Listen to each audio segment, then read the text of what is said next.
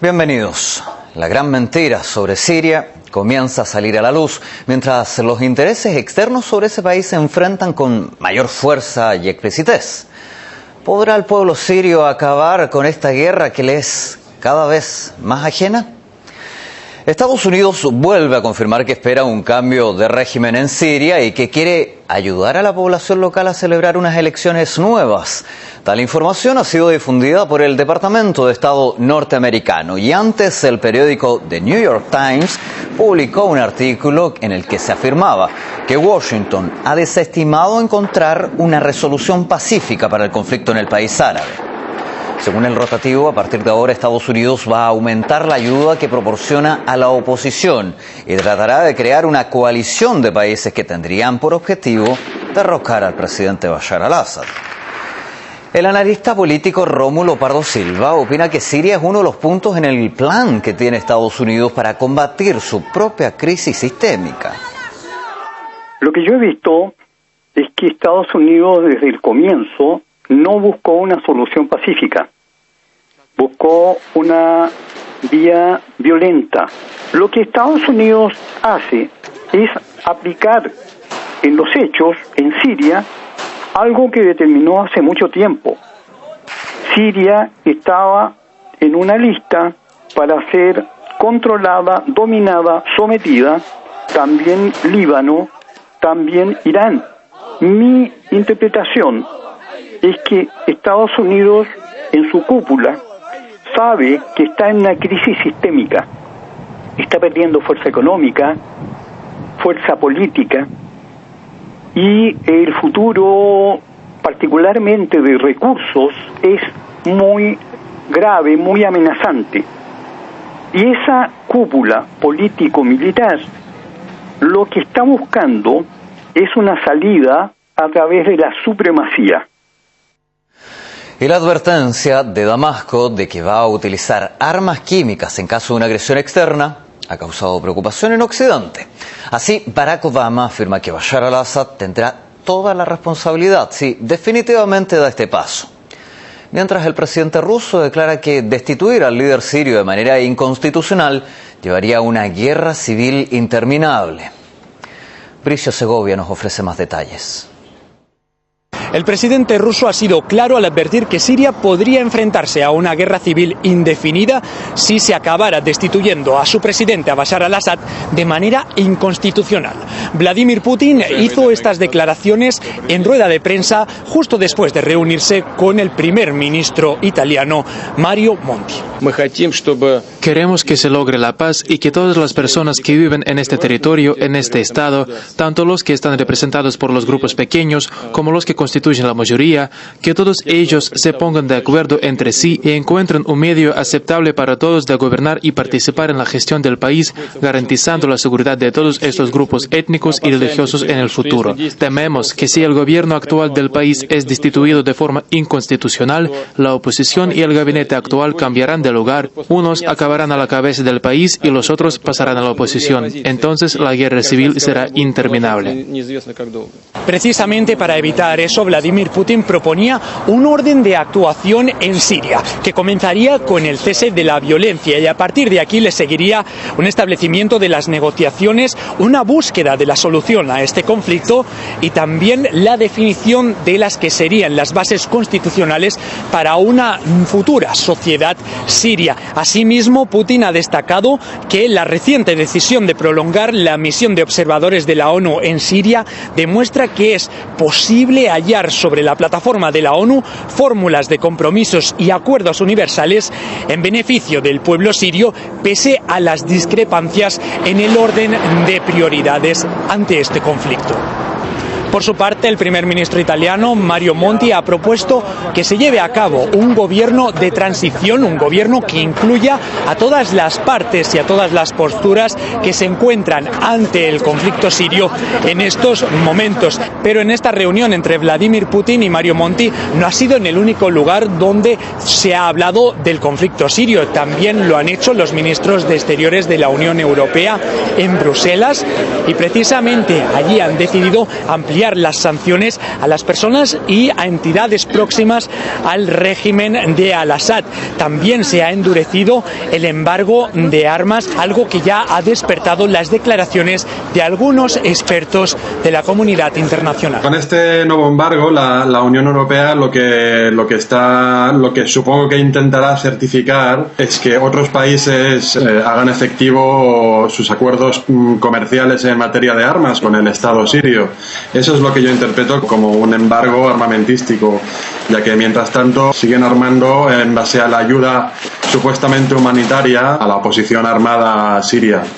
Los ministros de Exteriores de la Unión Europea han mostrado una preocupación a un posible uso de armamento químico. Y Siria también ya ha respondido a este temor de la Unión Europea. Ha dicho que no pretende utilizarlo, al menos en el interior del país. Eso sí, ha condicionado su decisión a una posible injerencia extranjera en el país.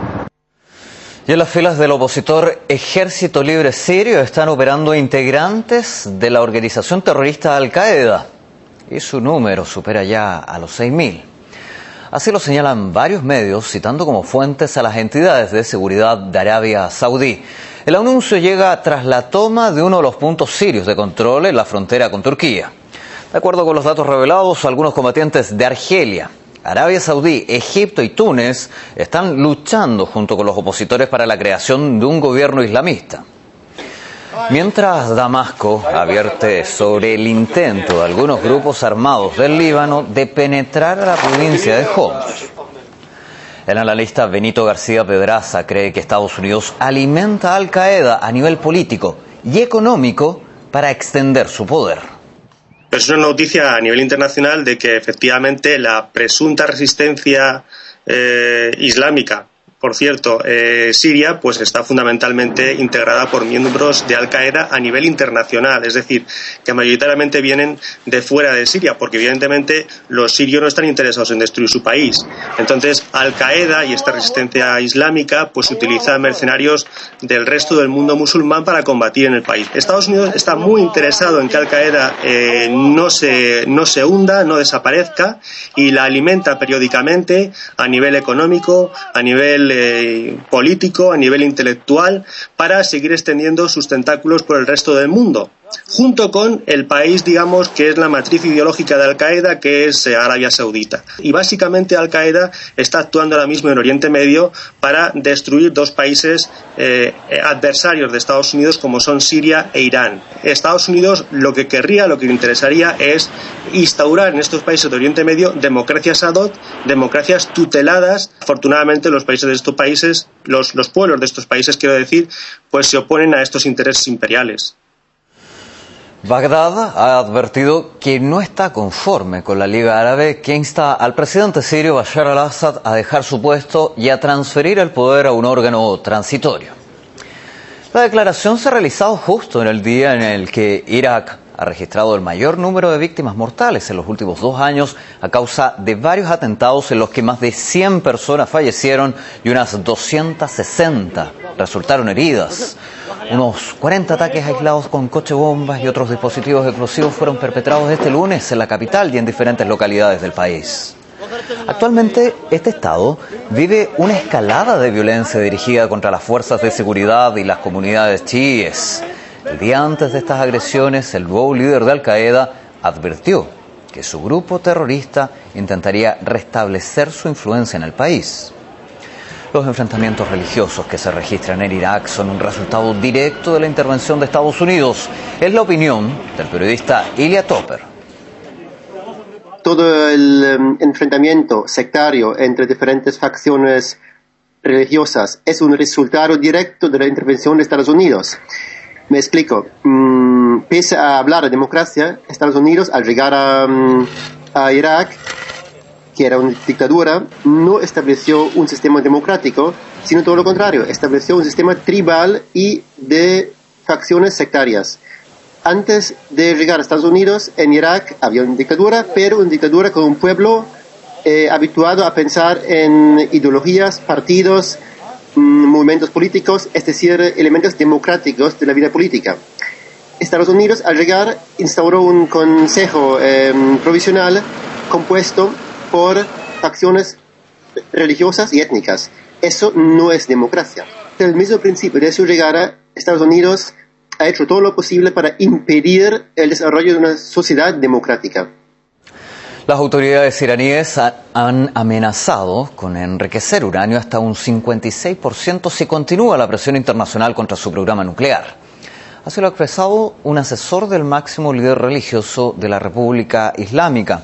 Hasta ahora Teherán ha enriquecido uranio hasta un 20%. Las declaraciones llegan en vísperas de la nueva ronda de conversaciones previstas para este martes en Estambul, por parte del sexteto de mediadores que incluye a Rusia, China, Francia, Alemania, Reino Unido y Estados Unidos.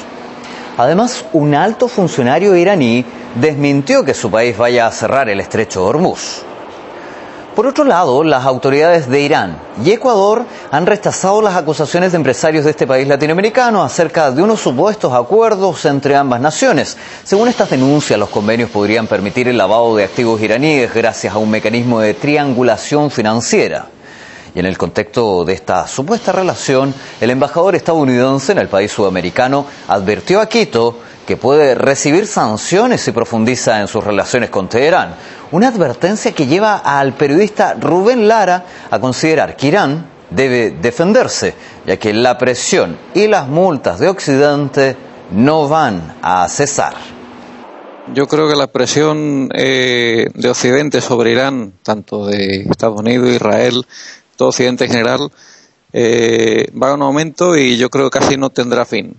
Esta presión, para que consiga que Irán pare sus planes, tiene que ser infinita. Ellos no van a parar nunca de su ambición nuclear ni de su necesidad de seguir defendiéndose, que es lo que ellos entienden que tienen que hacer. La política de sanciones ya lleva mucho tiempo teniendo efecto y más tendrán. Las sanciones cada vez que están aumentando y surtiendo más efecto por parte de Estados Unidos y de Europa, están funcionando y cada vez van a tener más funcionamiento porque se les está terminando el cerco y no se sabe este país la salida que va a tener que coger para salir de ese cerco.